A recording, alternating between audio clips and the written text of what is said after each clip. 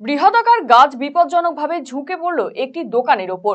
ঘটনায় আতঙ্ক তৈরি হয়েছে স্থানীয় ব্যবসায়ীদের মধ্যে। এই ঘটনাটি ঘটেছে রায়গঞ্জ শহরের 13 নম্বর ওয়ার্ডের 34 নম্বর জাতীয় সড়কের ধারে। জানা গিয়েছে একটি আকাশমণি গাছ ভেঙে দোকানের ওপর হেলে গিয়েছে। আতঙ্কে এলাকার মানুষজন। যে কোনো মুহূর্তে বিপদ ঘটে যেতে পারে তার আশঙ্কায় ভুগছেন সাধারণ মানুষ। স্থানীয় ব্যবসায়ী নিখিল সরকার জানিয়েছেন, রবিবার থেকে গাছটি ধীরে ধীরে ঝুঁকে পড়ছে তার দোকানের ওপর। রবিবার ওই গাছের একটি বড় ডাল ভেঙে পড়ায় একটি মোটর বাইক এবং একটি সাইকেল ক্ষতিগ্রস্ত হয়েছে।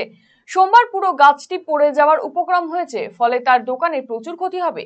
ঘটনা হচ্ছে যে কালকে থেকে দেখছি যে গাছটা প্রচণ্ড হেলে আছে দোকানের উপরে। দোকান মানে একদম প্রচণ্ড ক্ষয়ক্ষতির অবস্থায় আছে। কালকে একটা বড় ডাল ভেঙে গেছে, সেখানে একটা বাইক ভেঙে গেছে, একটা সাইকেলও ভেঙে গেছে। হ্যাঁ, প্লাস আমরা খুবই আতঙ্কে আছি, মেন রোডের পাশেই আছে। যে কোনো আপনার এখন কি অবস্থা রয়েছে গাছটা? আমি খুব আতঙ্কে আছি। যে কোনো কেন আতঙ্কটা কেন, কি দেখতে পাচ্ছেন? গাছটা দোকানটার উপরে আছে একদম, যে গাছটা যে কোনো মুহূর্তে ভেঙে যেতে পারে। গাছটা অনেকটা হেলে গেছে, দোকানে যেগুলো মানে চাল টাল আছে এগুলো সব ভেঙে চাপা পড়ে আছে। কিছুক্ষণের মধ্যে হয়তো গাছটা উল্টে পড়ে যাবে। আমরা খুব আতঙ্কে আছে। আমরা অনুরোধ করছি খুব তাড়াতাড়ি যেন আমাদের এই গাছটা ভেঙে গেলে কি আপনার কোনো ক্ষতি হবে? অবশ্যই ক্ষতি হবে, আমার দোকানে সব নষ্ট হয়ে যাবে। খবর পেয়ে সোমবার তড়িঘড়ি ঘটনাস্থলে পৌঁছন দমকল আধিকারিক এবং কর্মীরা। দমকল আধিকারিক শুভজিৎ বিশ্বাস জানিয়েছেন, বৃহদাকার আকাশমণি গাছটি অত্যন্ত ঝুঁকিপূর্ণভাবে অবস্থান করছে। যেহেতু সরকারি জায়গার উপর গাছটি রয়েছে, সেই কারণে জেলা প্রশাসন, পুলিশ এবং বন বিভাগকে জানানো হয়েছে। দ্রুত ব্যবস্থা নেওয়া হবে।